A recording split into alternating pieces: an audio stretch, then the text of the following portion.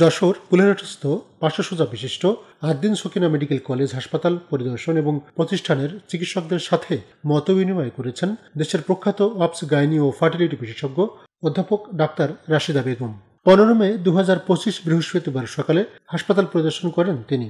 এ সময় হাসপাতালের গর্ভবতী কেন্দ্র, চক্ষু, শিশু, আউটডোর এবং বিভিন্ন ইনডোর বিভাগ ঘুরে দেখেন। এর আগে হাসপাতালের কনফারেন্স রুমে মতবিনিময় সভায় মিলিত হন অবস গাইনি এবং ফার্টিলিটি বিশেষজ্ঞ অধ্যাপক ডাক্তার রাশিদা বেগম। তিনি তার বক্তব্যে বলেন, আমাদের জনসংখ্যা একটি বড় সমস্যা। জনসংখ্যাকে জনশক্তিতে পরিণত করতে হবে। পরিবার পরিকল্পনা ব্যবস্থাকে ঢেলে সাজাতে হবে। জনসংখ্যাকে জনশক্তিতে পরিণত করলে আমাদের সবাই শিক্ষিত হতে হবে, সবাই নৈতিকতা সম্পন্ন মানুষ হতে হবে, যাতে সে ডেভেলপমেন্টে কাজ করতে পারে। কিন্তু সেটা তো হচ্ছে না। কেউ ডেভেলপমেন্টের দিকে কিন্তু কাজ করার মতো লোক কম আমাদের দেশে। আমার মনে হয় যে এখানে একটা আইভিএফ সেন্টারও করা সম্ভব।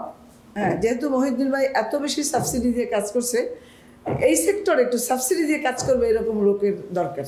হ্যাঁ, যেমন আমার পক্ষে যতটুকু সম্ভব আমি ফ্রি করি, মানে আমার ক্লিনিক্যাল চার্জটা নিলাম না, আমার কিছু তাতে অসুবিধা হয় না। কিন্তু আমাকে কাঠের পয়সা দিয়ে যদি ট্রিটমেন্ট করতে হয়, সেখানে আমার পক্ষে সম্ভব হয় না, সেই লেভেল আমি পৌঁছে নাই। মতবিনিময় সভায় সভাপতিত্ব করেন হাসপাতালের পরিচালক গাইনি বিশেষজ্ঞ ডাক্তার ইমদাদুল হক। বিশেষ অতিথি ছিলেন anaesthesiology consultant doctor Tahera Khatun.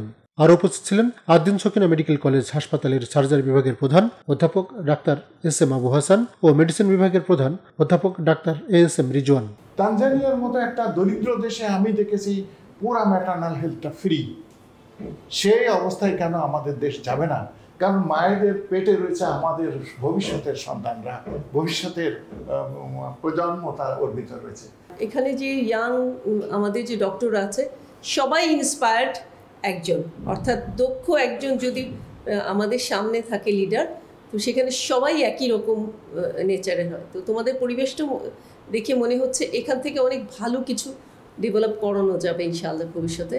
তো বিশ্বাস করতে পারিনি বাইরে থেকে যে এই মেডিকেলের আবহাওয়াটা এত সুন্দর। তো সেখান থেকে সুন্দর জেনারেশন তৈরি হবে, এটাই আশা করছি। আমরা এখন গর্ব করে বলতে পারি যে আমাদের একটা বেসিক প্রবলেমের জায়গাগুলোতে আমরা নিজেরাই অ্যাডভান্স করে গেছি।